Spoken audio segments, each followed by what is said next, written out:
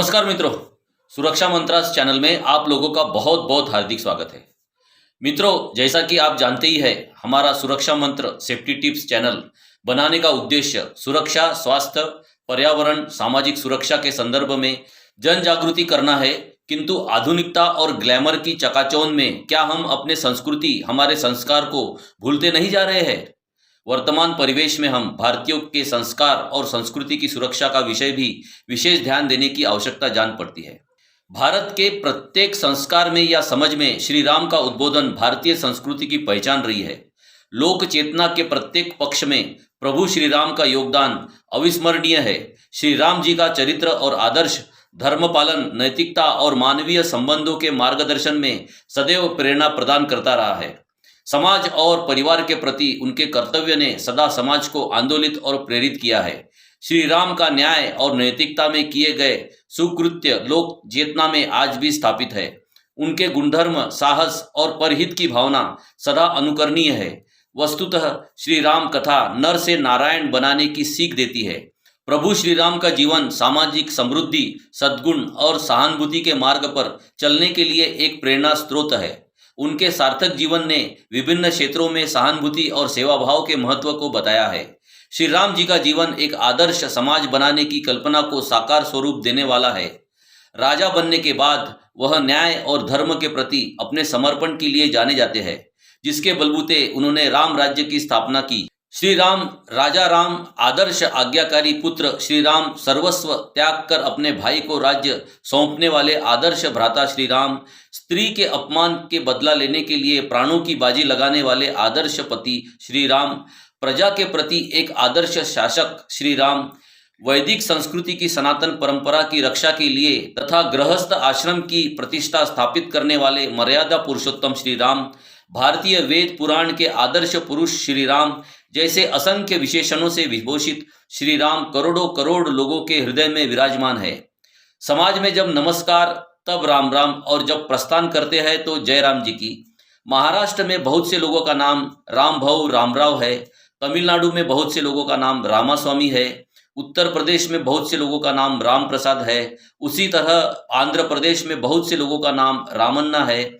इससे हम यह देख सकते हैं कि राम सर्वत्र है।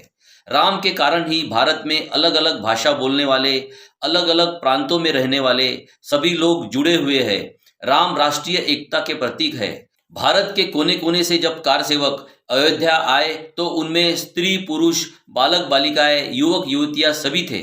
ये सभी अपने खर्चे पर अयोध्या पहुंचे थे। भाषा एक जैसी नहीं थी, वेशभूषा एक जैसा नहीं था, साक्षरता व्यवस्था एक जैसी नहीं थी, खान पान व्यवस्था एक जैसी नहीं थी। फिर भी राम सूत्र द्वारा सभी लोग अयोध्या में एकजुट हुए और गुलामी का कलंक मिटाया।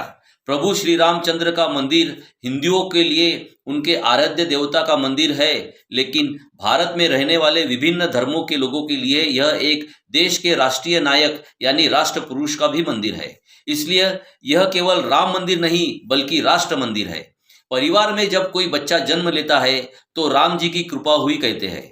किसी की मृत्यु के पश्चात अंतिम कार्य में राम नाम सत्य है कहते हैं। श्री राम का स्मरण किया जाता है, यानी कि प्रत्येक संस्कार में या समझ में श्री राम का उद्बोधन भारतीय संस्कृति की पहचान रही है।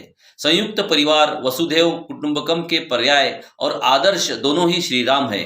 श्री राम कथा मानवीय संबंधों को व्यापकता प्रदान करने में बेजोड़ रही है। यह एक ऐसे व्यक्तित्व की कथा है जिसने लोकहित को सदा सर्वोच्च प्राथमिकता दी है। श्री रघुनाथ जी की कथा कल्याण करने वाली और कलयुग के पापों को हरने वाली है। मर्यादा पुरुषोत्तम श्री राम की कथा हमें जीवन जीने की प्रेरणा देती है।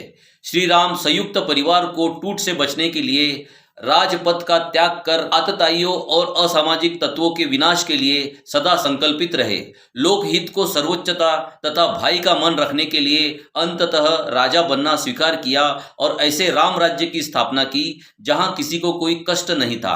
प्रभु श्री राम सत्य प्रतिज्ञावादी है और वह वेद के मर्यादा के रक्षक थे। आज जब लगभग 500 वर्षों बाद प्रभु श्री राम का पूर्ण विधि विधान से अयोध्या में पूर्ण आगमन हो गया है, तब यह सर्वे भवन्तु सुखिन के उद्घोष के साथ राम राज्य की स्थापना करेगा, जो न सिर्फ भारतवंशियों को अपितु संपूर्ण मानव समाज के लिए एक नई सुबह होगी।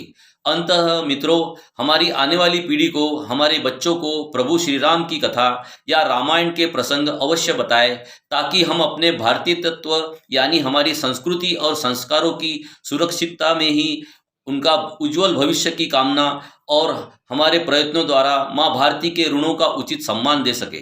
तो इसी अभिलाषा के साथ छोटों को प्यार दे, बड़ों को सम्मान देवे, हमारा आचरण ऐसा हो जिससे दूसरों को परेशानी ना हो और वे असहज महसूस न करें, खासकर मातहत कर्मचारी और महिलाएं। तो मित्रों, स्वस्थ रहे, मस्त रहे, सतर्क रहे, सुरक्षित रहे।